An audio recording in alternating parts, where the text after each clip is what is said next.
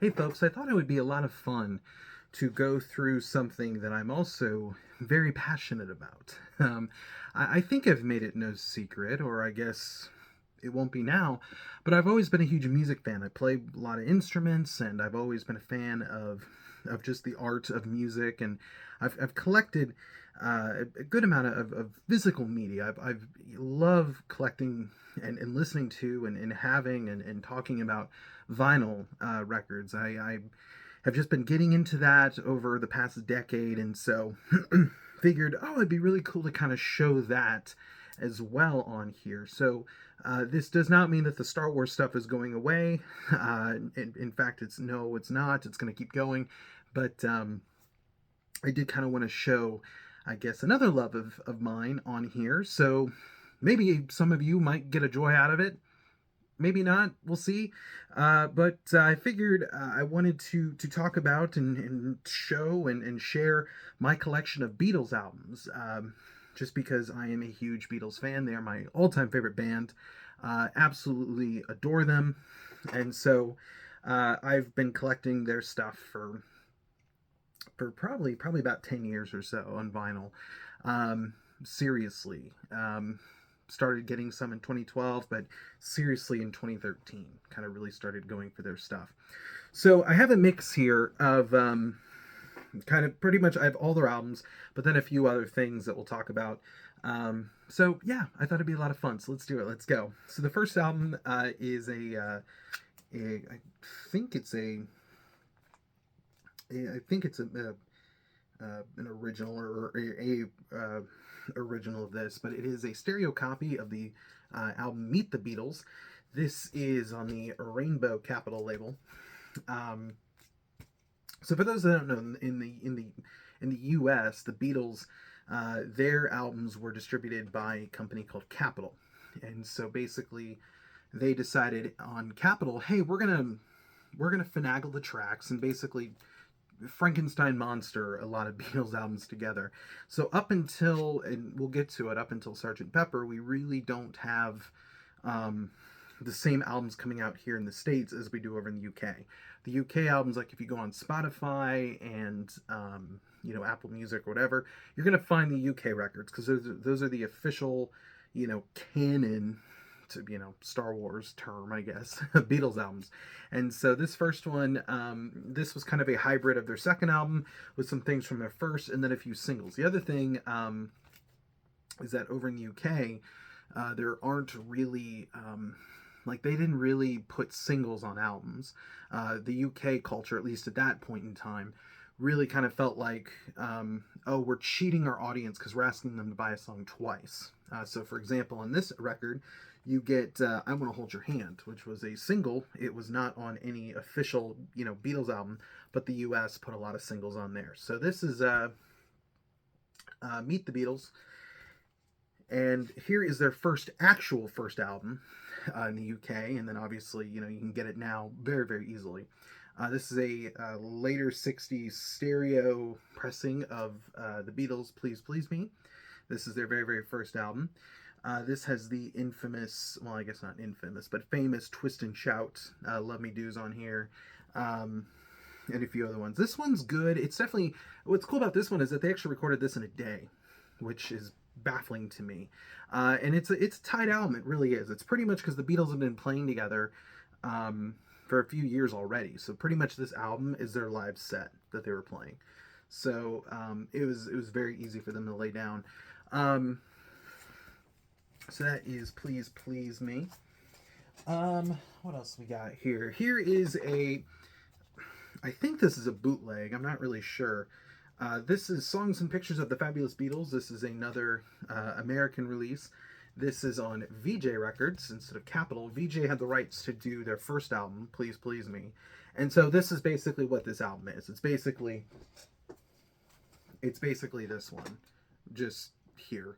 I think this one is a bootleg though, or it's an unofficial release because this section here, like this black part, you can actually like open up. Yeah, you can't do it. I got this at a record show for like $10, so I bought it. Then here's an official release. This is a later '60s stereo copy of with the Beatles. This is their second album. For those that don't know, the difference between stereo and mono um, is mono is where all the music comes out of, whether you have one speaker or multiple speakers. The everything is coming out of that speaker, like all the vocal parts, guitars, drums, whatever. Everything's all coming out of the same speaker. Stereo is where you have, and for whatever reason, like on Spotify at least, the Beatles albums are all defaulted in this stereo mix, where like a drum and a vocal is in one ear, one speaker, and then everything else is in the other. It's very, very distracting. And a lot of the early stuff, up until like I think Sergeant Pepper was like the last one, maybe the White Album. I could be wrong on this, but that was when like the Beatles always intended it to be mono. At the time, stereo was considered a luxury.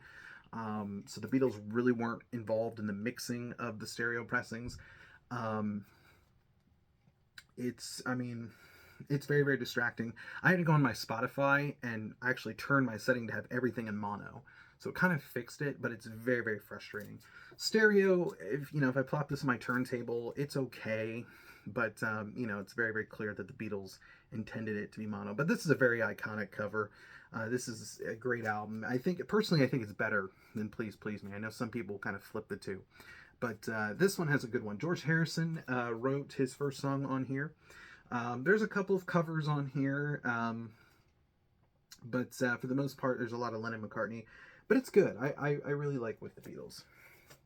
So here is the Beatles' second album. This is another U.S.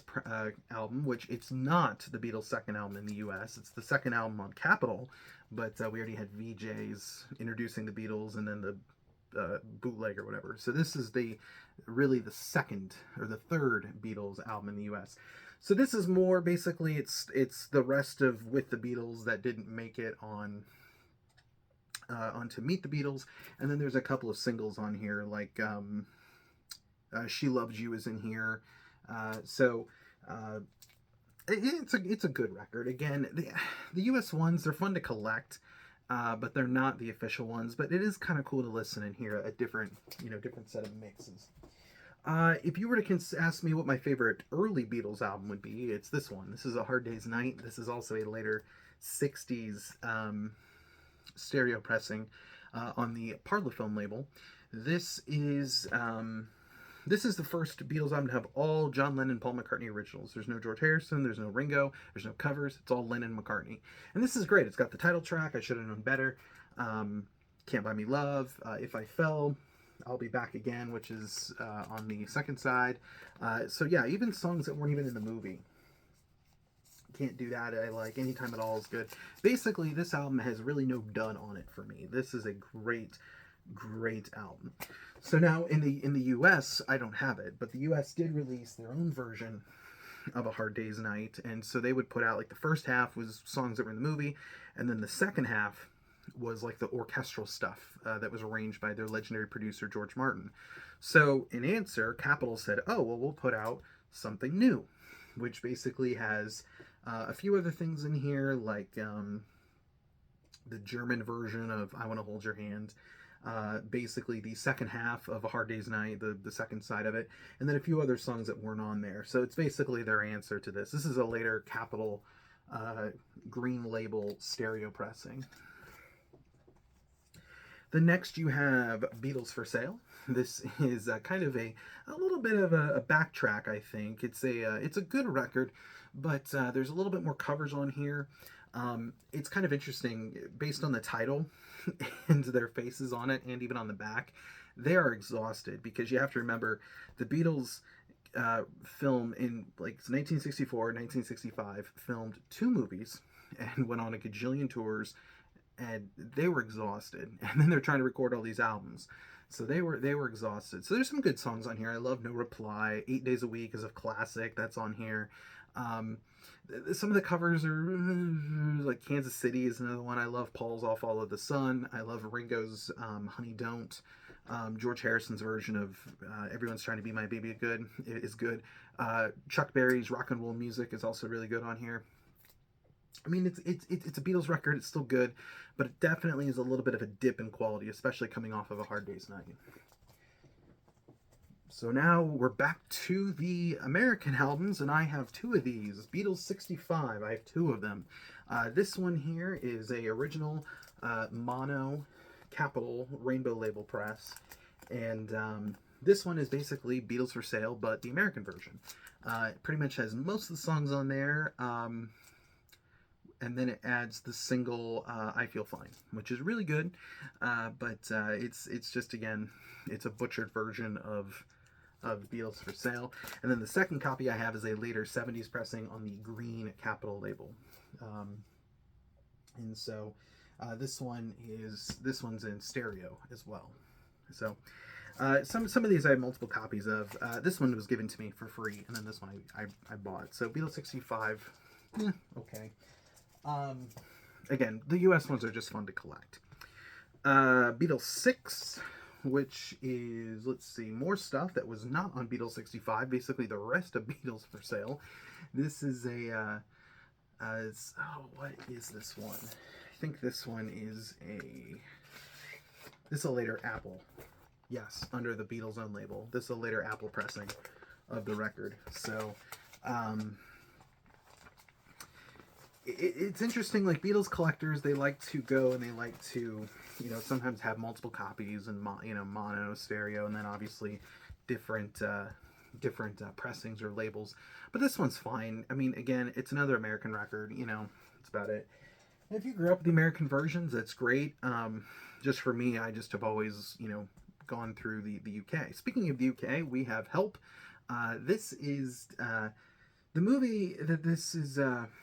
that's also tied to this is okay. It's definitely probably my least favorite. I think A Hard Day's Night is one of the best rock and roll movies ever. This one's good. Ticket to Ride is exceptional. The title track, I love. Another Girl, I feel like that one's kind of underrated. You've Got to Hide Your Love Away is good. Yesterday, very, very popular songs on here. I really wish they had switched the tracks. I think Yesterday should have ended the tracks, because then you have a cover of Dizzy Miss Lizzy. I don't know. I feel like that should have been switched. But it's not bad. It's good. The American version I don't have, but it's similar to Hard Day's Night. It's basically the first half is Beatles music. The second side is more George Martin stuff, which again is not bad. Oh, yes. Now we get into the really good stuff. Typically, when I reach for Beatles albums, this is usually where I reach for. I reach for this album onward, and that is Rubber Soul. I love Rubber Soul so much. This is one of the first, if not the first, I don't think I'd say it's the first, but it's definitely one of the first folk rock albums. This one has songs like Drive My Car, I Love Norwegian Wood, If I Needed Someone, I'm Looking Through You is on here, In My Life is on here as well. It's a very folky rock kind of indie kind of album. You get some sitar on here with Norwegian Wood is on here, which I already said. Girl is a good one. Michelle, Nowhere Man. I could just go on and on. Rubber Soul is so stinking good. And then I also have the American version of Rubber Soul. This one cuts some of the tracks though. For instance, Drive My Car is not on here, and what else is on here? I think What Goes On, which is the Ringo song, is not on here. Yes, that's not on here. So this one, it's a little bit different. It's more brown than it is orange. This is a later Capitol stereo green label pressing. And then this one is in... I believe this one is mono. This is a UK one. I believe it's first press. Well, no, sorry, no, it's stereo. This is stereo UK. So, but I adore Rubber Soul so much. Ooh, now we get into some interesting Beatles history here. So, for you massive Beatles fans, I'm probably telling you stuff that you already know, but for you new people, this album is an American album. This is, before you freak out, hardcore Beatles fans, this is not an original. So the story behind this is the Beatles did this photo shoot, and it was for this US album, which was taking songs from Help, Rubber Soul, that they didn't use on the American versions of those albums, and then the upcoming Beatles album, Revolver, and then a few other singles, like We Can Work It Out is on here. And so the Beatles, they took this picture of them in these butcher coats with raw meat and baby dolls that were broken up into different parts. Apparently, that caused a lot of controversy. So, what Capitol did was they recalled them, and all they did was take this cover and quite literally, it was a sticker. Put it over these and then sent these back out with a sticker. So, if you can find one of these are already very, very valuable. If you find one with a sticker on it, that's called a second state. The plain Jane like this is a first state. The third state is where the sticker's been torn off. There's fewer and fewer second states, so second states are becoming the more valuable one. These things can go for insane prices. Now, I knew when I got this that this was not a original. I think I got this for like 15 bucks. This is a bootleg. And it's cool to have it, and that was the main reason I wanted it. It is cool to have this cover like in my Beatles collection. It's cool to have it, but it is on, it's like an orange yellow, I call it puke color vinyl. um, but yeah, I mean, it's a good listen. It sounds decent, but it is not real. It is a bootleg. This version I have is a later 70s pressing, so this one is not a butcher cover. It's not a second state. You could tell if it was, because you could see Ringo's turtleneck right here, and then sometimes you can see it where it's peeled. But yeah, so this one is Beat to Hell. The record sounds really good. It's a later Apple press, but yeah, the record is Beat to Hell. Someone's written their name on here.